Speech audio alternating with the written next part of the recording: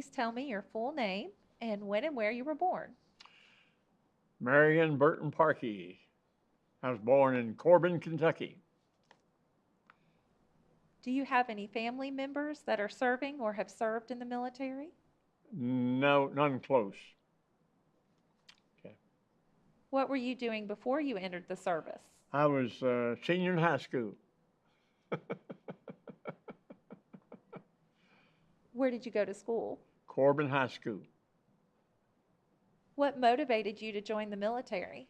I got a letter from the president saying, I want you. And I thought, well, I guess I'm going to get a job at Washington, D.C., but they decided that I'd be going into service. That's during the draft period time. What happened when you departed for boot camp and early days of training? Let's see. I'm saying, that's all right. What happened during that time? Well, I got on a train. I boarded a train, troop train, and went to Fort Thomas for a week, Fort Thomas, Kentucky. And from there to west of Portland, Oregon, about 90 miles, to a place called Campadare, Oregon.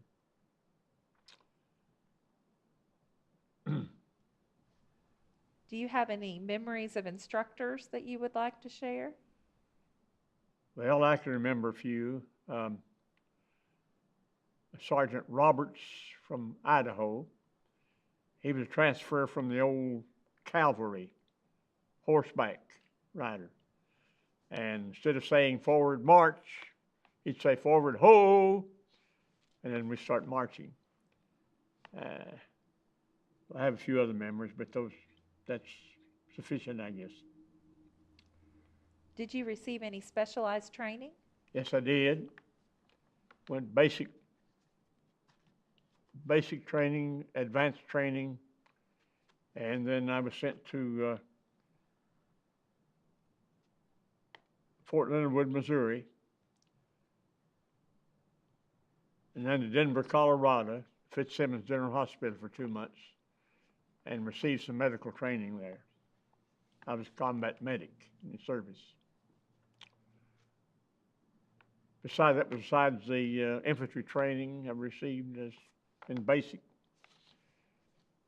So they trained us medics just like they did the infantry soldiers. And then we received the medical training later. How did you adapt to the military life? Would you tell me about the barracks food and physical regimen? Well, we were in a new barracks because the camp itself was new. The division I went into was new. Barracks were clean. Let's see what else we have here. Food, good. One thing that I liked really that I never had seen before in Kentucky, that was what I called sugar melons. I don't remember the exact name. They were slick like cantaloupe, but they were a little larger and smooth and real sweet. And I really liked those sugar melons. And let's see, physical regimen. Well, following breakfast every morning is out for calisthenics. That means exercises. And hikes, marches. We were busy all the time. Did you have a nickname? No, not necessarily, but generally they call us Doc when they want us. Which war did you serve in? World War II. Where did you serve? France and Germany. Do you remember arriving and what it was like? Yes, I do. We arrived in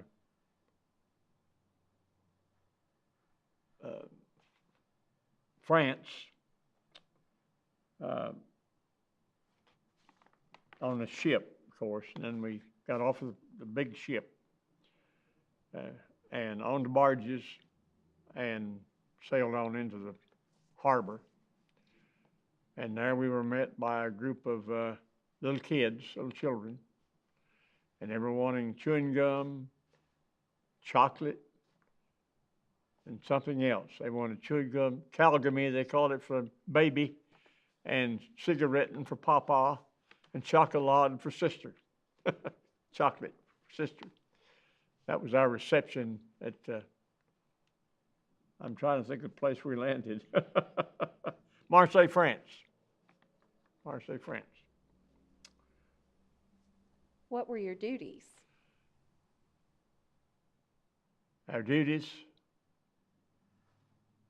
well, I was a medical, in the medics, and the duties while I was in basic and training, well, it was just took training and got our medical training, and during basic and then advanced training, and like I said, Fitzsimmons General Hospital. And our duties as medics, of course, take care of the wounded. And we learned how to put splints on broken bones, and how to stop bleeding, and various other things that we need to do. Would you tell me about a couple of your most memorable experiences overseas? I remember one night I'd have to use the military term, dug in on a hill, and the Germans were on the next hill. And being a medic, the fellows would dig their foxholes. They'd want me to stay with them because I was a medic in case they got hurt, you know. I was their savior, of course, and quote unquote. And I got into a couple of them said, stay with us, Doc. So I got into their slit trench. It wasn't a foxhole, it was a slit trench. And about half of me was exposed above ground. And I covered myself with a blanket and dozed off. And I was awakened all of a sudden by an explosion and things going by my ears, flying by like shrapnel. And I thought, well, the enemy is really after us now. But one of our guys started hollering, medic, medic, medic. So I got out of the foxhole, or out of the slit trench. And he was walking around screaming. And I took him over. I got him. He said, my hand's gone. My hand's gone. So I got him by the arm and led him over to a big rock. Got behind the rock. And the sergeant covered us up with a blanket where the enemy couldn't see the lights, you know. And I saw the shreds hanging down. And so the sergeant had a little candle, and he set it down, and he left. So I put sulfur powder on the wound and bandaged it up, and they brought a Jeep to the foot of the hill, and I went with him back to the aid station. That's one thing I remember. Another one was the infantry took a small village, country village, and I was back in the aid station at that time working as a litter barrier. We call them litter barriers, stretcher barriers. And they said, we've got a lieutenant wounded down here in this little town, and we need to take him back to the aid station. So I and there's three more of us, there's four of us to litter. We got into a Jeep. They said, now when you get down to the first house, there's a sniper.